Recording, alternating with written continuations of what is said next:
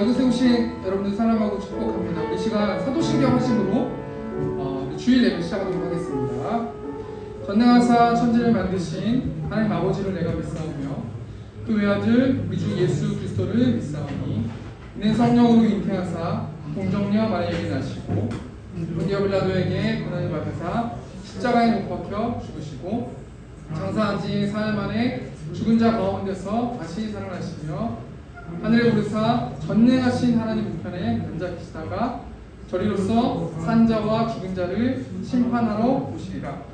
성령을 믿사오며 거룩한 공예와 성도가 서로 교통하는 것과 죄를 사하여 주시는 것과 몸이 다시 사는 것과 영원히 사는 것을 믿사옵나이다.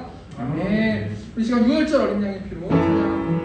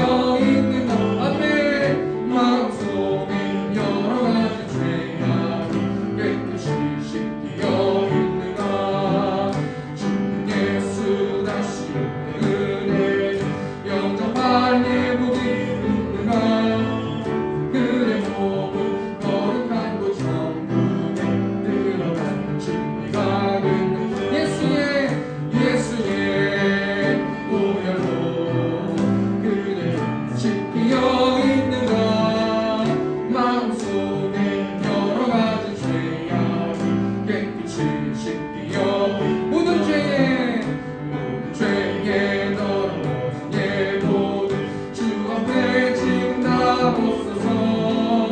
샘물같이 솟아나는 보혈로 눈보다 너희 계신 아멘. 예수의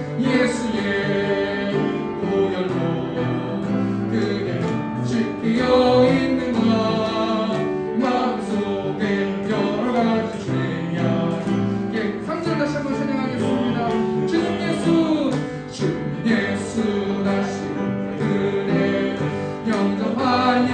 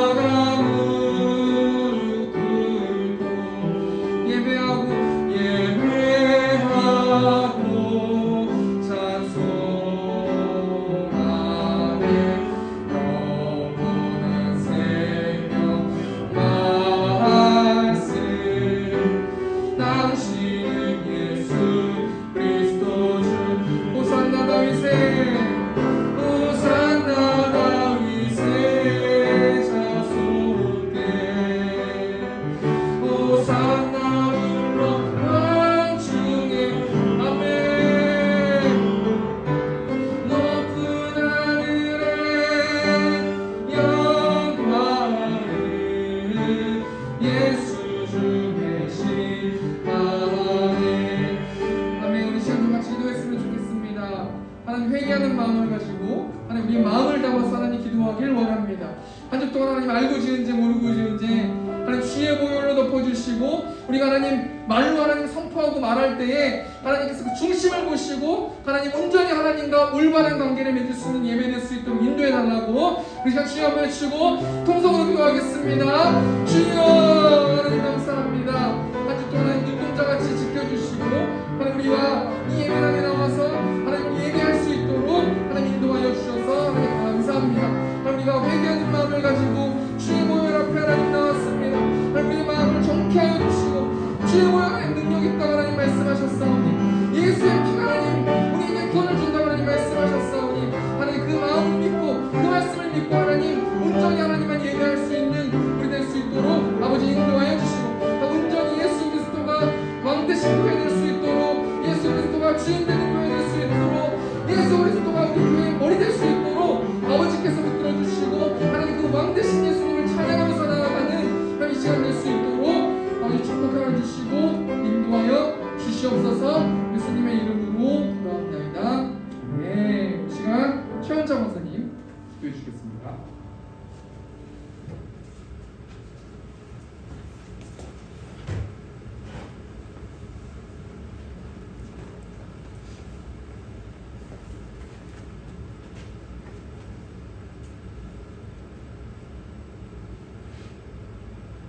하나님 아버지,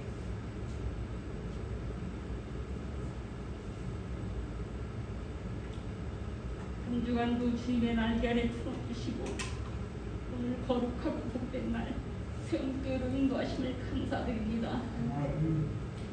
주님의 말씀대로 산다고 다짐했지만 그렇게 살지 못했음을 고백합니다. 용서하여 주시옵소서. 또한 주님께서 새움교회를 세워주셨사오니 저희의 힘으로는 할 수 없지만 오직 주님의 능력으로 도우심으로 부흥시켜 주시기를 간절히 바라고 원합니다. 하나님 아버지, 두세 사람이 내 이름으로 모인 곳에 나도 그들 중에 있느니라고 하신 주님의 말씀이 있습니다. 이 시간 저희들의 예배를 받으시고 한없는 은혜를 베풀어 주시옵소서. 하나님 아버지, 오현식 목사님에게 성령 충만함이 임하게 하셔서 권세의 말씀, 능력의 말씀을 선포하게 하시고 듣는 저희들에게는 깨달을 수 있도록 지혜를 주시옵소서. 한 주간도 자로나 오르나 치우치지 아니하고 반석 위에 굳건히 서서 승리하는 삶을 살게 하옵소서.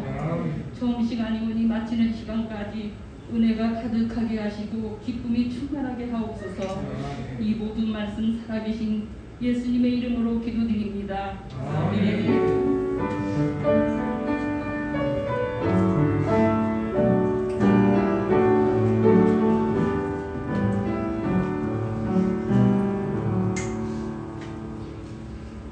이 시간 성경 봉독하도록 하겠습니다. 출애굽기 12장 1절에서 14절 말씀입니다. 출애굽기 12장 1절에서 14절 말씀, 구약성경 98페이지. 제가 PPT 준비했으니까요. PPT 봐주시면 감사하겠습니다. 제가 한 절, 여러분들이 한 절 교독하도록 하겠습니다. 제가 1절 읽겠습니다. 여호와께서 애굽 땅에서 모세와 아론에게 일러 말씀하시되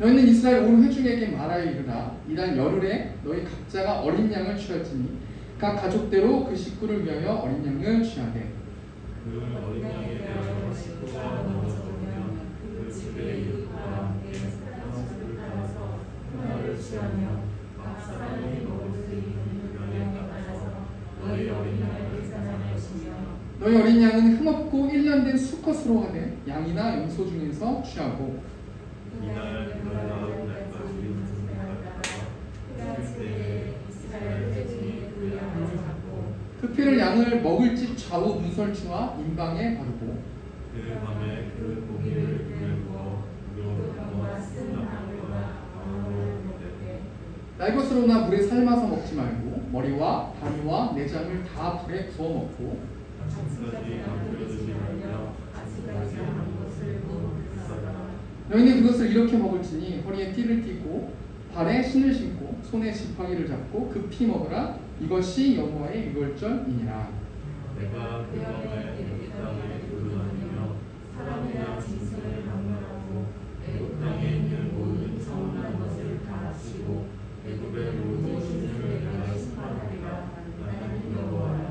내가 애굽 땅을 칠 때 그 피가 너희가 사는 집에 있어서 너희를 위하여 표적이 될지라. 내가 피를 볼 때에 너희를 넘어가리니 재앙이 너희에게 내려 멸하지 아니하리라. 너희는 이날을 기념하여 여호와의 절기를 삼아 영원한 규례로 대대로 지킬지니라. 아멘. 우리 223장 찬송 드리겠습니다. 223장입니다.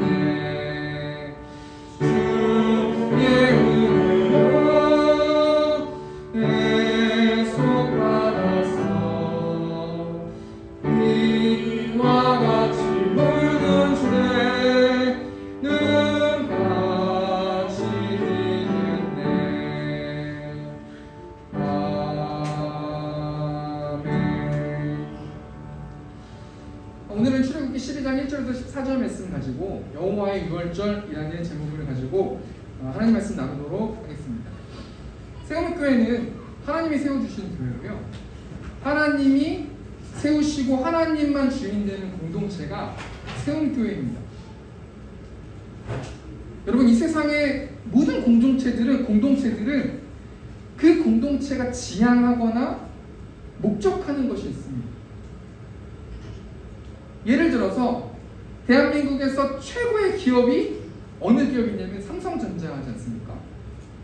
근데 2018년 세계 기업 순위 통계를 보니까 1위부터 10위까지 나오는데요. 삼성전자가 4위를 기록하고 있더라고요. 2018년 매출액이 259조, 이익이 47조나 된다고 합니다. 이게 어느 정도로 많이 이것을 이익을 남긴 거냐면요. 2018년 삼성전자가 이익을 남긴 거와 함께 일본의 전자회사 전부를 합쳐도 그 삼성전자의 이익을 남긴 것만큼 따라갈 수 없을 만큼 엄청나게 많이 삼성전자가 이익을 창출해냈다는 것입니다. 제가 굉장히 궁금하더라고요. 삼성전자가 물론 우리나라의 최고의 기업이지만 어떻게 그렇게 수많은 그런 이익을 남길 수 있을까라는 생각을 통해서 제가 삼성전자의 지표나 어떤 삼성전자가 추구하는 것이 무엇일까에 대해서 한번 생각해보고 찾아봤는데요.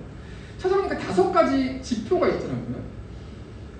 첫 번째가 삼성전자는 어떤 것에 목적을 두고 어떤 것에 지표로 삼고 있냐면 인재제입니다. 기업이라는 거는 사람이 기업이다라는 뜻을 가지고 있어요. 사람이 최우선적이다라는 뜻을 가지고 있어요. 굉장히 그 삼성전자의 직원들을 굉장히 소중하게 여기고 그 삼성전자의 직원들이 마음껏 실력을 발휘할 수 있도록 수많은 혜택을 주지만 능력을 보여줘야 되는 그 기업이 삼성전자 기업이라는 거예요. 두 번째로 삼성전자의 핵심 지표가 뭐냐면 최고지향이에요. 최고지향이 어떤 뜻을 가지고 있냐면 끊임없는 열정과 도전적인 정신을 통해서 그 기업이 세계 최고가 되겠다라는 그 마음을 가지고 그 마인드를 가지고 전 직원들이 일을 한다는 거예요.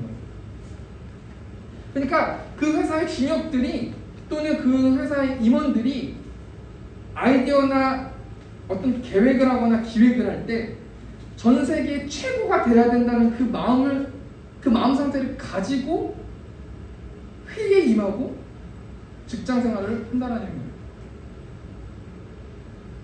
세 번째가 뭐냐면 변화를 선도하는 기업이 삼성전자인데요.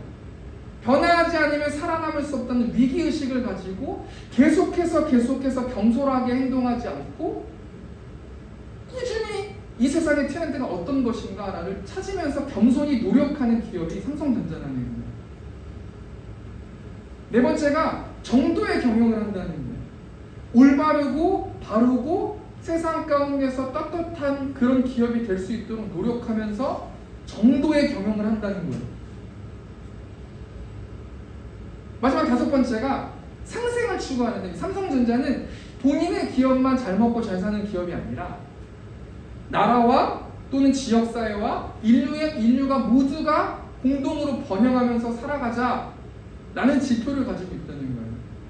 그 다섯 가지 목적을 가지고 삼성전자가 전 직원들이 하나가 돼서 같은 목적을 가지고 이윤을 남기기 위해서 달려가고 있는 것이 삼성전자의 지표다라고 생각해 볼 수 있어요.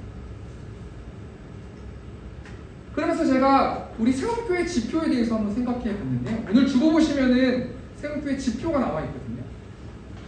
세움교회 지표가 제일 위에 보시면은 나와 있는데요.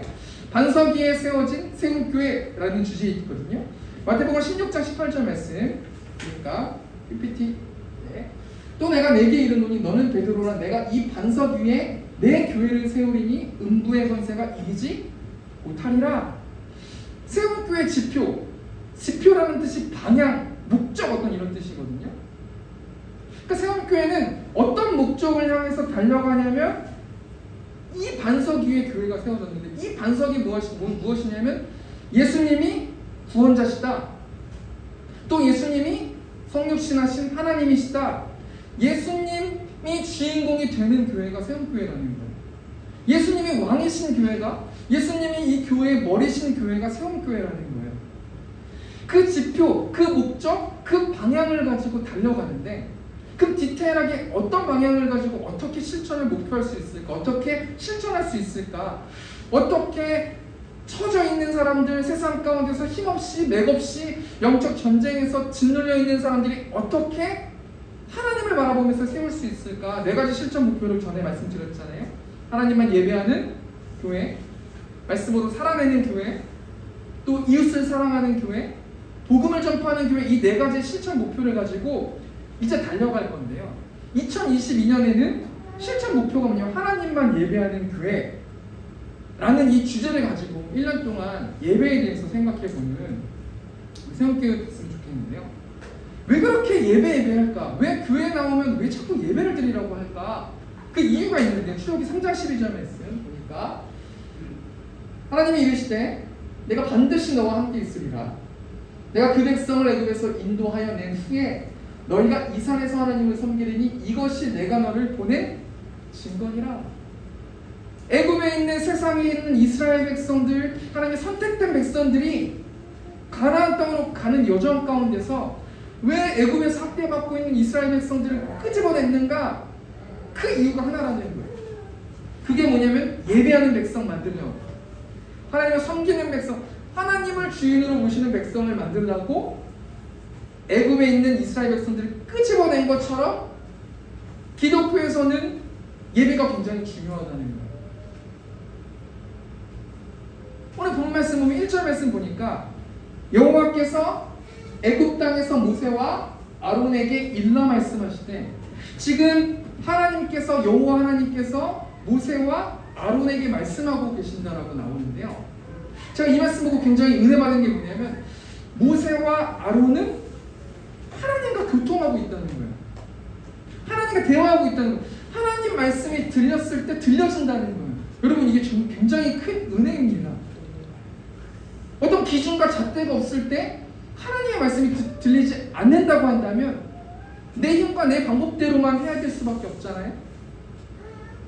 그런데 지금 모세와 아론은 하나님의 말씀이 들린다는 거예요. 그런데 모세와 아론이 지금 어느 곳에 있냐면 애굽 땅에 있대요. 여러분, 이스라엘 백성들과 모세와 아론이 느끼는 이 애굽 땅은 어떤 땅이에요? 출애굽기 1장 11절 말씀 보니까 감독들을 그들 위에 세우고 그들에게 무거운 짐을 주어 괴롭게 하여 그들에게 바로를 위하여 국고성 비돔과 라암셋을 건축하게 하니라. 지금 애굽 백성들한테 짓눌려 있는 상황이 이스라엘 백성들의 상황이라는 거예요. 이 11절 말씀 보면은 괴롭게 하여라는 단어가 있는데, 이 단어가 아나라는 단어거든요. 근데 이 단어의 뜻이 뭐냐면 꾸러절하다라는 뜻을 가지고 있어요. 그러니까 애굽에 있는 백성들이 이스라엘 백성들을 꿇게 만든다는 거예요. 학대시킨다는 거예요. 괴롭게 만든다는 거예요. 그러니까 이스라엘 백성들이 애굽을 어떤 땅으로 생각하냐면 학대받는 땅이라고 생각하는 거예요.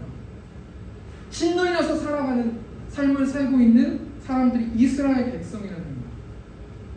그런데 이스라엘 백성이 굉장히 귀한 게 뭐냐면 부르짖는다는 거죠. 하나님을 요청한다는 거예요. 그게 은혜고 그것서부터 신앙은 시작될 줄 믿습니다. 하나님 도와주세요. 하나님 도와주세요. 하나님 도와주세요. 세상에 다른 방법을 찾는 것이 아니라 하나님께 부르짖는다는 거예요. 그러니까 하나님께서 그 부르짖음을 들으시는데요. 출애굽기 2장 23절 말씀 보니까 여러 해 후에 애굽 왕은 죽었고 이스라엘 자손은 고된 노동으로 말미암아 탄식하며 부르짖으니 그 고된 노동으로 말미암아 부르짖는 소리가 하나님께 상달된지라. 하나님이 그래서 그 이스라엘 백성들을 학대받고 있는 이스라엘 백성들이 너무 불쌍한 거예요. 긍휼함이 느껴지는 거예요. 그래서 그 이스라엘 백성들을 애굽에서 끄집어내길 원하셨어요. 그리고 하나님께서 모세와 아론을 세우셔가지고 바로왕을 만나게 하거든요. 출애굽기 5장 1절 말씀 보니까 그 후에 모세와 아론이 바로에게 가서 이르되 이스라엘의 하나님 여호와께서 이렇게 말씀하시기를 내 백성을 보내라. 그러면 그들이 광야에서 내 앞에 절기를 지킬 것이니라 하셨나이다. 하나님께서 하나님의 종 모세와 아론을 보내셔가지고 내 백성을 애굽에서 보내라, 내보내라 라고 그렇게 말씀하실 때 5장 2절 보니까 바로가 이제 여호와가 누구이기에 내가 그의 목소리를 듣고 이스라엘을 보내겠느냐? 나는 여호와를 알지 못하니 이스라엘을 보내지 아니하리라. 자, 정리해볼까요? 하나님의 종을 통해서 하나님께서 바로왕을 만나셨어요. 애굽의 왕을 만나셨어요. 그 기득권, 그 주권, 그때 당시에 애굽의 왕은 신이었단 말이에요. 그런데 그 신 같은 존재인 애굽 왕 바로가 뭐라고 말하냐면 난 여호와를 알지 못한다. 여호와가 누구이기에 내가 내 노동력들을 보낼 것이냐 라는 그 대답 속에서 하나님께서 그래? 그럼 전쟁이다. 이제부터 10가지 재앙을 가지고 애굽에 있는 신들을 내가 격파하겠다. 그리고 지금 현재 상황이 어떤 상황이냐면 10번째 재앙을 눈앞에 두고 있는 상황이 오늘 현재 본문 말씀의 상황이라는 겁니다. 하나님께서 모세와 아론을 통해서 이스라엘 백성들이 이제 애굽을 떠나게 될 것이다. 영적으로 봤을 때 어떤 거냐면 세상 가운데 있는 사람들이 이제는 하나님 나라의 백성이 되기 위해서 세상에 있는 가치와 어떤 여러 가지 것들을 떠나서 하나님 나라의 백성이 되게 할 것이다라는 그 앞에 놓여 있단 말이에요.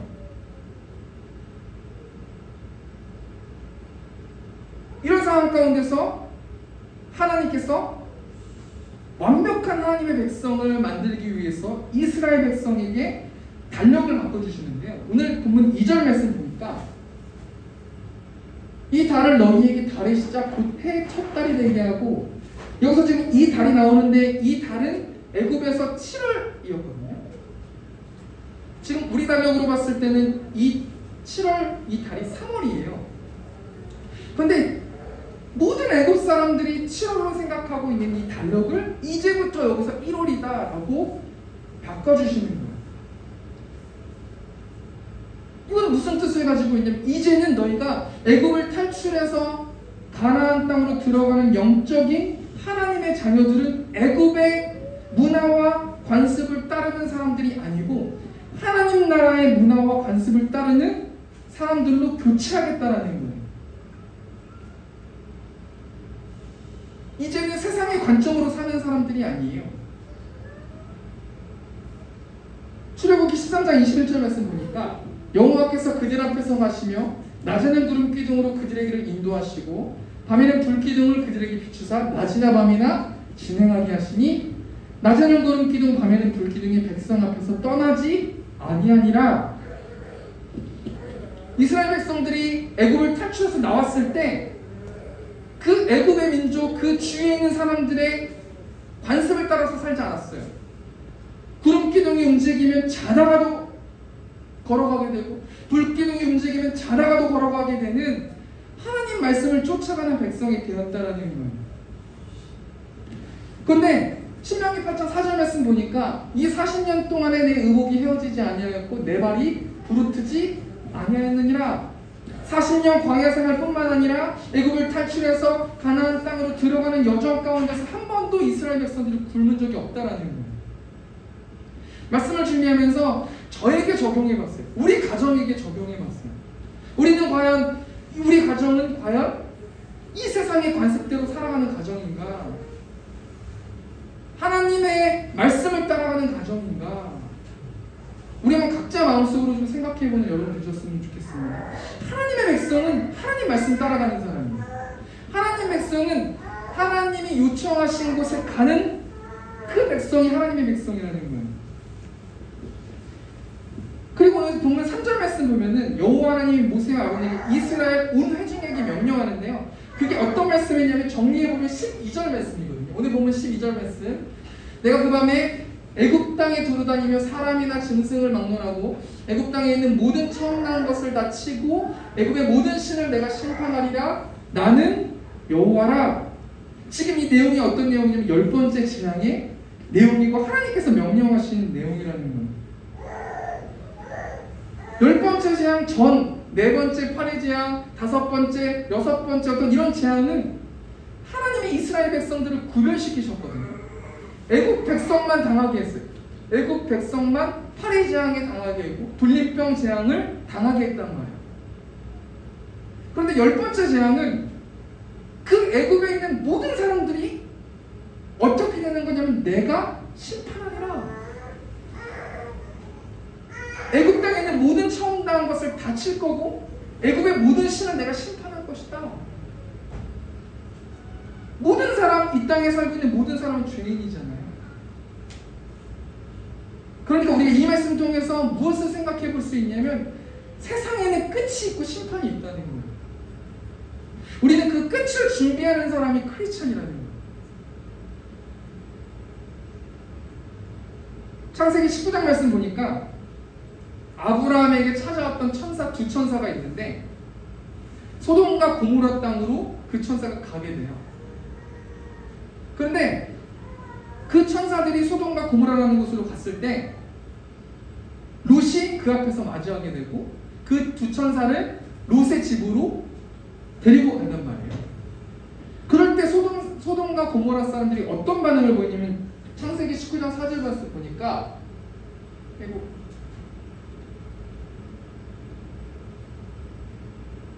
그들이 눕기 전에 그 성사람 곧 소돔 백성들이 노소를 막론하고 원근에서 다 모여 그 집을 에워싸고 롯을 부르고 그에게 이르되 오늘 밤에 내게 온 사람들이 어디 있느냐 이끌어내라.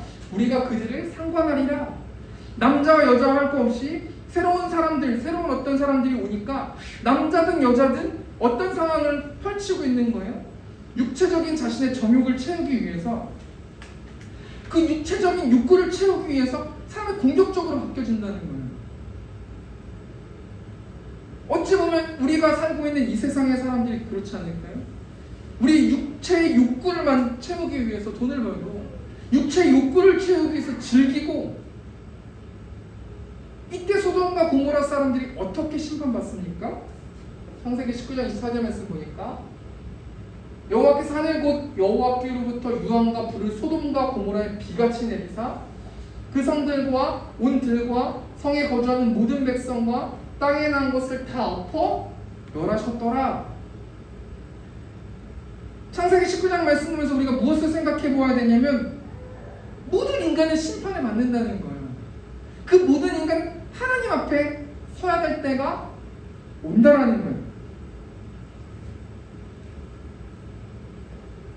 히브리서 9장 27절 말씀 보니까 한 번 죽는 것은 사람에게 정해진 것이요 그 후에는 심판이 있으니, 어떤 기준으로 심판을 받는 거냐면 요한복음 5장 29절 표준세번역 보니까 선한 일을 한 사람은 부활하여 생명을 얻고 악한 일을 한 사람은 부활하여 심판을 받는다. 어떤 심판, 어떻게 악한 일을 한 사람들이 어떻게 심판을 받는가? 우리 계시록 21장 8절 말씀 보니까 그러나 두려워하는 자들과 믿지 아니하는 자들과 흉악한 자들과 살인자들과 음행하는 자들과 점술거들과 우상 숭배하는 자들과 거짓말하는 모든 자들은 불과 이방으로 타는 곳에 던져지리니 이것이 둘째 사망이라. 자, 우리 말씀 좀 정리해볼 거예요. 앞에 있는 말씀을 좀 정리해보면 좋겠는데요. 이스라엘 백성들을 학대받았어요. 그걸 부르짖어요. 하나님은 긍휼한 마음을 가지고 이스라엘 백성들을 애굽에서 끄집어내길 원하세요. 근데 바로가 너무 완강한 거예요. 완악한 거예요. 그러니까 하나님께서 10가지 재앙을 통해서 애굽에 있는 10가지의 신들을 다 격파하는 거예요. 그리고 오늘 현재 배경 말씀은 10번째 재앙을 눈앞에 두고 있어요. 그 애굽 왕, 그 신의 아들을 죽이는 일들을 하고 있는 거예요. 이런 상황 가운데서 두 가지를 좀 생각해보고 말씀 마쳤으면 좋겠는데, 첫 번째는 뭐냐면 어떻게 심판을 피할 수 있을까? 심판을 통해서 살 수 있는 방법이 두 가지가 있고요. 또 두 번째는 그 심판을 통해서 살았던 그 백성들이 한 주를 어떻게 살아가야 되는가, 세 가지로만 생각해 보겠습니다. 다시 정리하겠습니다. 심판을 통해서 살 수 있는 방법, 심판이 있는데 그 심판을 통해서 살 수 있는 방법 두 가지, 그게 첫 번째고요. 두 번째는 예수님의 대속하심과 피로 구원받은 우리는 한 주 동안 어떻게 살아가야 되는가, 세 가지만 짧게 말씀드리고 설교 마치도록 하겠습니다. 우리 오늘 3절 말씀 보니까 너희는 이스라엘 온 회중에게 말하여 이르라.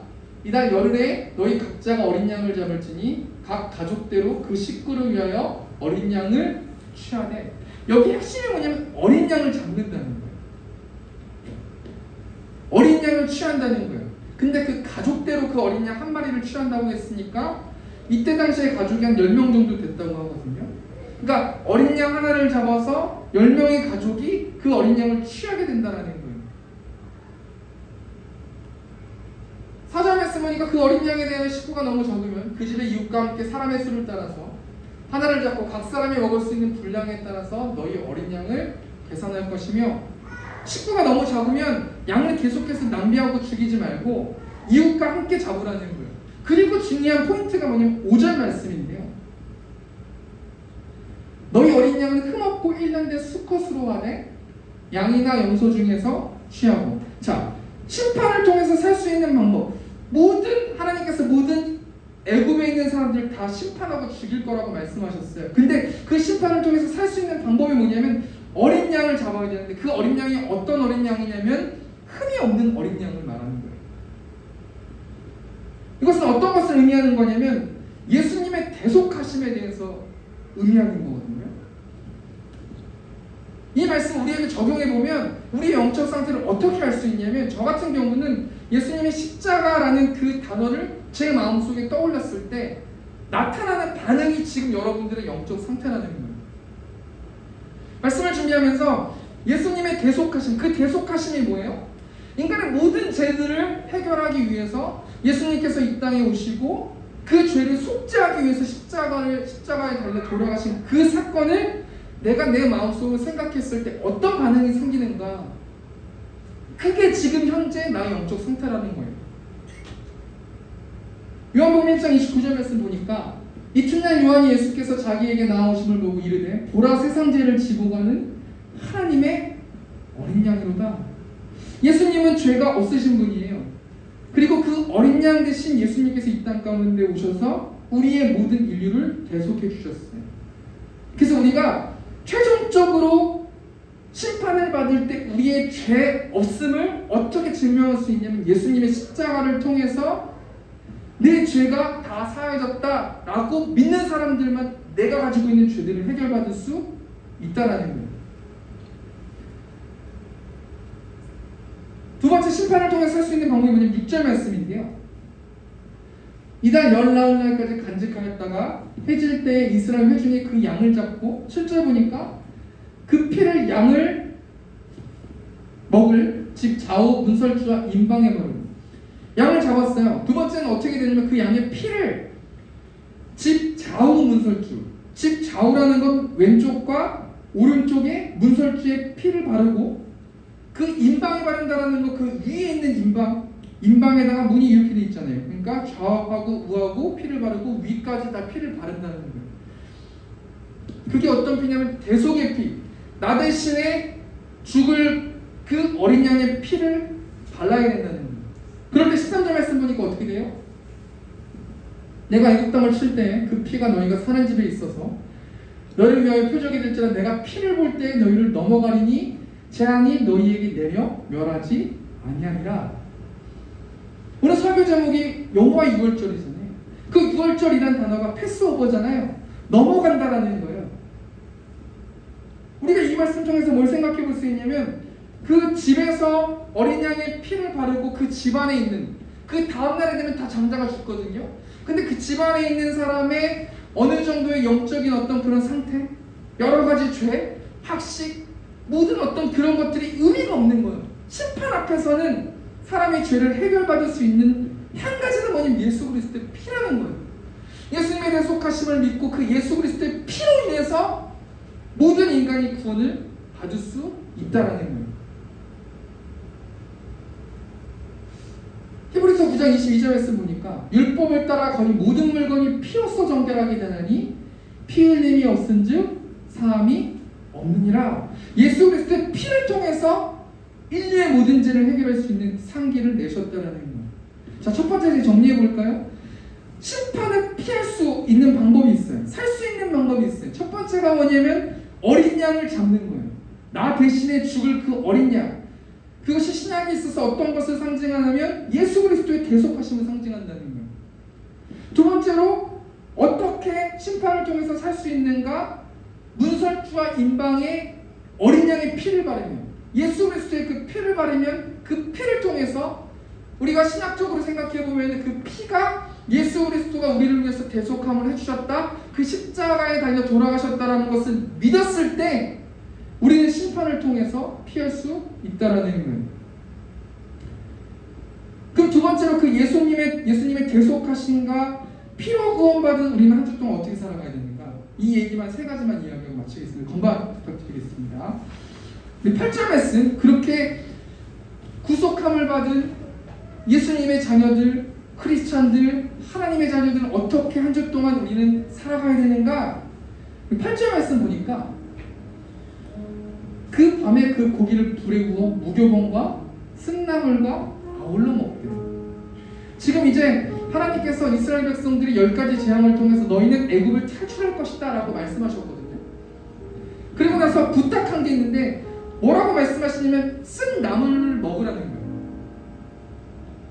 쓴 나물이라는 것은 과거의 애굽의 삶을 기억하라는 거거든요. 절기로 지키라고 그랬잖아요. 6월절을요. 이스라엘 백성들이 굉장히 크게 생각하는 절기거든요. 근데 이 쓴나물은 무엇을 의미하는 거냐면 애굽을 탈출시켜 주신 하나님께 감사하는 거예요. 한 주 동안 우리가 무엇을 적용하고 실천해야 되냐면 감사라는 거예요. 근데 하나님 나를 잘 먹고 잘 살 수 있도록 도와주시고 내가 살 집을 지시고 살 집도 주시고 먹을 것도 주셔서 감사합니다. 이것도 좋지만 그것보다 예수 그리스도의 보혈과 능력과 피를 통하여서 하나님의 자녀가 되고 심판 때에 내가 하나님의 백성이 돼서 영원한 삶을 누릴 수 있는 그 진리의 말씀을 붙들고 매일의 삶 가운데서 그 은혜에 감사하고 구원의 기쁨을 회복하는 거예요. 두 번째로 우리 11절 말씀 보니까 너희는 그것을 이렇게 먹을지니 허리에 띠를 띠고 발에 신을 신고 손에 지팡이를 잡고 급히 먹으라. 이것이 여호와의 유월절이니라. 이 말씀 보면 어떤 게 나오냐면 허리에 띠를 띠고 발에 신을 신고 손에 지팡이를 잡고 급히 먹으라 라고 말씀하고 있어요. 허리에 띠를 띠래요. 이 허리에 뛸 때 이스라엘 백성들이 허리에 띠를 뛸 때가 세 가지가 있는데 첫 번째는 여행할 때고 두 번째는 달리기 경주할 때고 세 번째가 전쟁을 앞두고 있는 거예요. 여러분 세원교회가 세워졌잖아요. 사단 입장에서 봤을 때 가만두지 않을 것 같아요. 하나님의 교회가 이 땅 가운데 세워지는 거잖아요. 근데 우리의 모습을 좀 생각해보면 영적 전쟁하고 승리하고 나아가야 되고 영적으로 이것을 기도로 밀어야 되는데 아무 생각이 없는 거예요. 매일의 삶 가운데서 영적 전쟁해야 돼요. 그래야 교회가 세워지고 그래야 하나님을 볼 수 있다는 거예요. 두 번째로 우리가 한 주 동안 어떻게 살아가느냐? 영적으로 예민하게 살아야 돼요. 기도하고 경건 생활하고 하나님을 향하여 찬양하고 그래서 온전히 하나님께 영광 돌리는 세운교회 성도님들 되셨으면 좋겠습니다. 우리 마지막으로 세 번째 14절 말씀 보니까 너희는 이 날을 기념하여 여호와의 절기를 삼아 영원한 규례로 대대로 지킬지니라. 대대로 지키래요. 자녀들에게 이것을 계속해서 알려주라는 거예요. 그러니까 우리 한 주 동안 어떻게 하면서 살아야 되는지 전해야죠. 예수님이 십자가를 통해서 예수님의 계속하심을 통해서 우리가 산 길을 날 수가 있다는 그 사실을 전하라는 거예요. 그 말씀을 마치면서요. 한 주 동안 감사하고 구원의 기쁨에 감사하고 전쟁하고 예민하게 전쟁하면서 반응하고 하나님의 메시지를 전할 때 우리는 그럴 수 있는 힘이 있는가? 우리에게 어떻게 그렇게 할 수 있는가? 한 주 동안 고민해 보았는데 마지막 우리 너 예수께 조용히 나가 우리 539장 1절 말씀 보면서 제가 묵상했습니다. 너 예수께 조용히 나가 내 모든 짐 내려놓고 주 십자가 사랑을 믿어서 죄사함을 너 받으라. 주 예수께 조용히 나가 내 마음을 쏟아놓으라. 내가 가지고 있는 여러 가지 생각들 지금 처해 있는 상황들 그것을 쏟아놓으라는 거예요. 늘 은밀히 보시는 하나님께서 큰 은혜를 베푸실 것이다. 은혜를 베푸셔야 우리가 감사할 수 있고 전쟁할 수 있고 전할 수 있어요. 하나님의 은혜를 잊어버리고 하나님의 은혜가 없어 우리는 할 수 없는 거예요. 조용히 나에게 찾아오고 십자가의 사랑을 믿고 죄사함을 받고 조용히 나한테 찾아와서 너의 마음을 쏟아내면 내가 큰 은혜를 베풀 것이다 라는 이 찬양 가사를 통해서 말씀 마치도록 하겠습니다. 우리 시간 좀 같이 찬양으로 하나님께 나아갔으면 좋겠습니다. 너 예수께 조용히 나가 우리 시간 좀 찬양하도록 하겠습니다.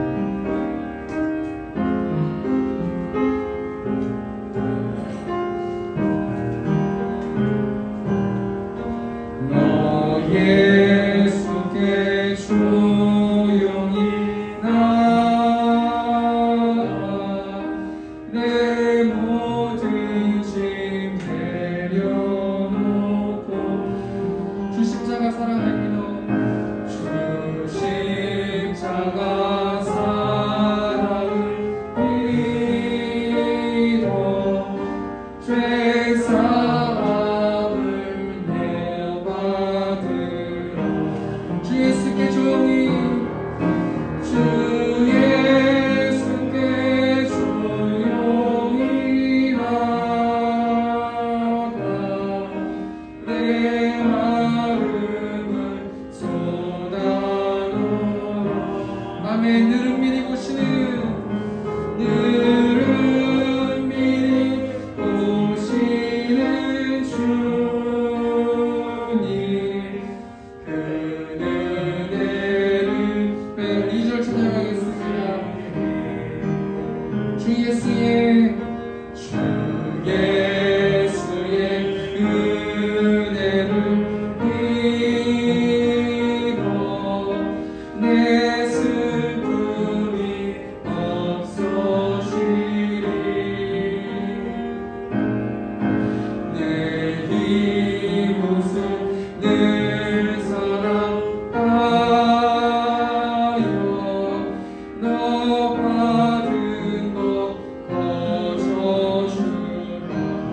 아멘. 주 예수께 주 예수께 조용히 나가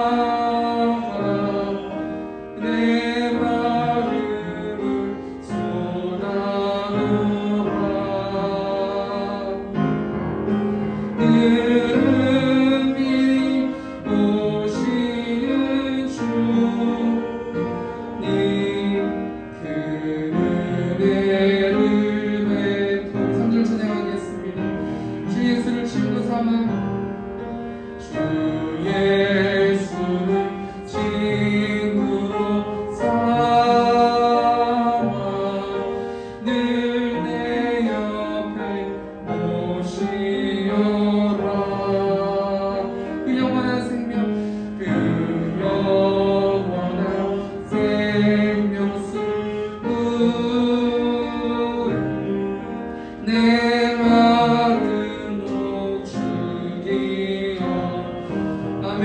주 예수께 주 예수께 조용히 나가 내 마음을 쏟아놓아 늘은 미리 오시는 주님 그 은혜를 베푸 우리 마지막으로 삶을 찬양하겠습니다. 너 주님과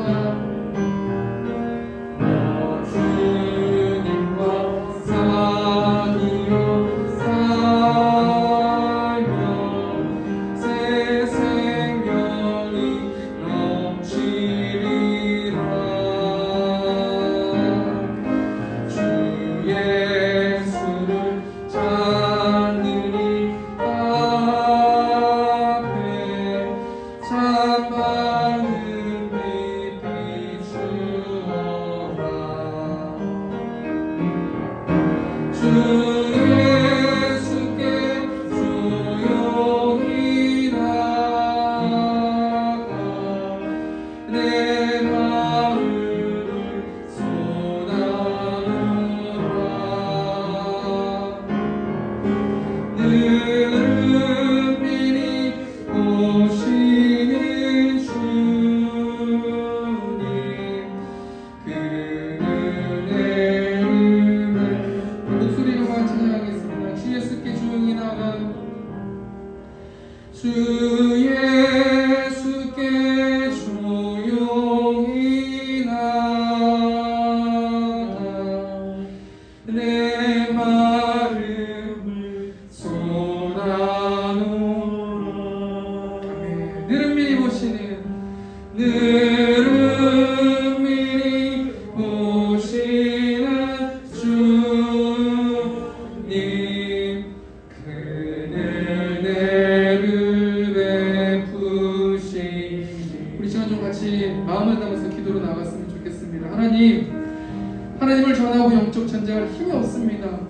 사탄이 은사자처럼 산길차를 찾으면서 이 교회를 흔들고 하나님 그렇게 하고 있는 가운데 하나님 예수 그리스도의 보혈의 피와 예수님의 능력을 통하여서 하나님과 올바른 관계를 맺고 이 교회가 하나님만 예배하는 교회 될 수 있도록 인도해 달라고 우리 시간 주여 외치고 통성으로 기도하겠습니다. 주여 하나님 이 교회가 하나님이 세워준 교회를 믿습니다. 우리 마음을 찢고 마음을 담아서 우리가 예배드리는 이 예배가 하나님만 기뻐하시는 예배 될 수 있도록 아버지 인도하여 주시고 온전히 하나님 이것 가운데 있는 많은 영혼들 한 사람 한 사람들이 온전히 하나님의 사랑을 묵도할 수 있도록 아버지 붙들어 주시고 한 주 동안 아버지 영적으로 힘이 없습니다. 하나님 주신 그 사랑의 힘을 가지고 하나님께 나아갈 수 있도록 아버지 축복하여 주시고 하나님 인도하여 주시옵소서.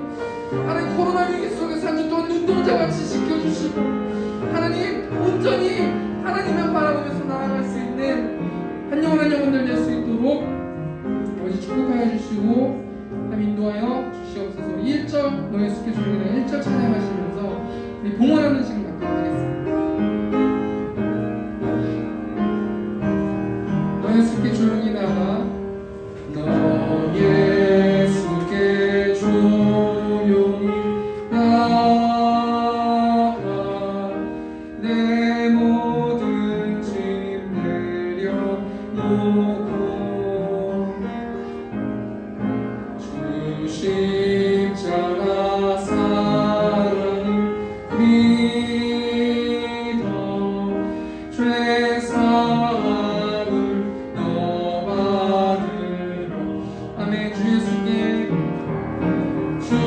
예수께 조용히 나아 내 마음을 쏟아놓으라. 너를 위히 오시는 주님 그 은혜를 베푸시오.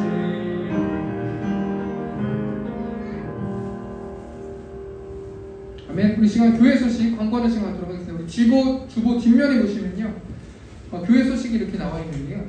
첫 번째는 뭐냐면 세움교회를 세워주신 하나님을 찬양하며 이곳에서 예배하는 성도님들을 사랑하고 축복합니다. 제가 여기 주보에 환영이라고 썼는데 저희 교회를 협력해 주시는 분이 두 분이 계신데 우리 김민식 집사님하고 최은희 집사님이 계십니다.